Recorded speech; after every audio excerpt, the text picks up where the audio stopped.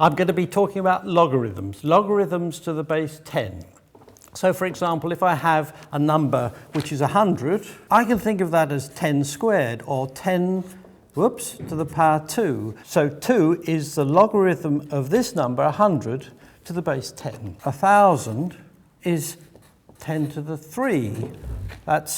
This is the logarithm, the 3, and it corresponds to the number of zeros there. It is logarithm of 1,000 equals 3. I can do 10 to another number. So for example, 10 to the 1.6232 turns out to be 42. That means that if I were to take 10, that means that the log to the base 10 of 42 is 1.6232 to 4 significant figures. The reason it's useful is multiplication. If I have two numbers and I want to multiply them together, it's easy to make mistakes because there are a lot of little operations that have to be added up.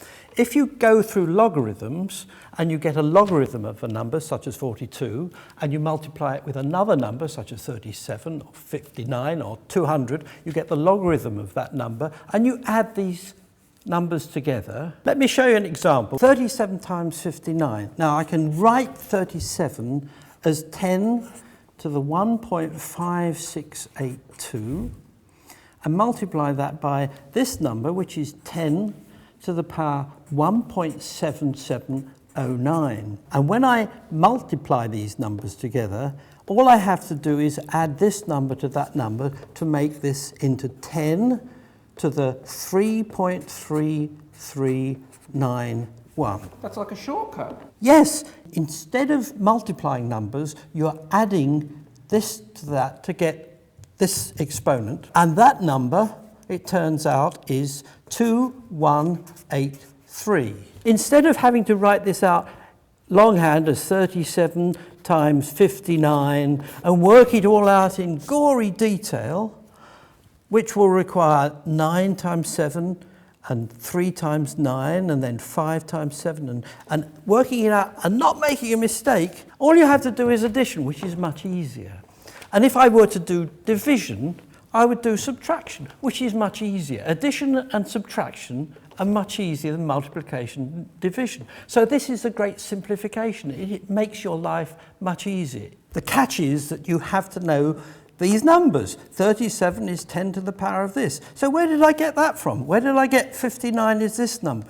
Well, the big secret, the thing that makes it possible, is that I have a table of these logarithms. And I look up 37.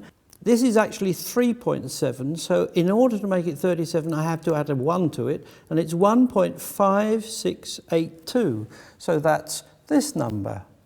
And then I look up 59. And there's 59, 59.0, I go across, it's 0.7709, but this is 5.9, so I have to add a 1. So these, I cheated, it's all in a table. I could look it up. When I was a lad at school, this is how we learned to do multiplication. I mean, we learned how to do long multiplication, but we added these numbers together to get the answer quickly. And it was the way of doing it because there weren't pocket calculators in my youth because I'm so old. This is all we had down mine. So when I've got this number, I have to go to a different table, which is called the table of antilogs. Now the 3 in the front of this means 1,000, so I just have to look up 0.3391. So I go down the table, there's 0.33, and then you look across the top and there's a 9, 3391. 2183, and then I look at the 1, which is this thing, and add that, and you see I get 2183, and if there was a number there I'd have to add that last one, but it's actually 0. So this is 2183, which turns out to be the right answer. Exactly. So you could get 4 significant figures by doing this, which is reasonably accurate. It's the speed, the reliability. If these tables are accurate, you can get the numbers out. Is this just something that schoolboys and schoolgirls would use, or were log tables important for professionals? Oh yes, log tables would be used by professionals who wanted to get accuracy, and they might not be just 4 significant figures, they might be more, depending on the accuracy of the calculations that you need to make. And they made calculations very reliable, provided the tables were reliable. But the tables, to start with, weren't very reliable, and that's really a complete story in itself, which I'd like to tell you. Well, Now you're going to ask the question, where do these numbers come from? How did I make up tables of anti-logarithms and logarithms? And this was done by a man called John Napier.